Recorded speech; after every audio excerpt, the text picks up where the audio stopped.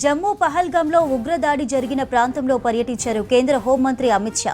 శ్రీనగర్ నుంచి హెలికాప్టర్లో స్పాట్కు చేరుకొని పరిశీలించారు. దాడి జరిగిన విధానాన్ని ఆర్మీ అధికారులను అడిగి తెలుసుకున్నారు. అంతకుముందు శ్రీనగర్లో మృతులకు నివాళి అర్పించారు.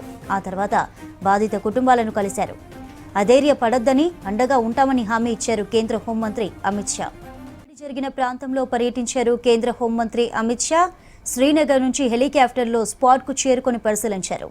దాడి జరిగిన విధానాన్ని ఆర్మీ అధికారులను అడిగి తెలుసుకున్నారు. అంతకుముందు శ్రీనగర్లో మృతులకు నివాళి అర్పించారు. ఆ తర్వాత బాధిత కుటుంబాలను కలిశారు.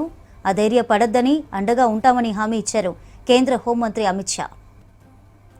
జమ్మూ పహల్గాంలో ఉగ్రదాడి జరిగిన ప్రాంతంలో పర్యటించారు కేంద్ర హోంమంత్రి అమిత్ షా.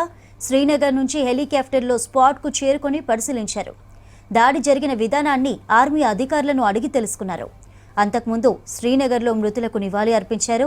ఆ తర్వాత బాధిత కుటుంబాలను కలిశారు. అధైర్యపడొద్దని, అండగా ఉంటామని హామీ ఇచ్చారు కేంద్ర హోంమంత్రి అమిత్ షా.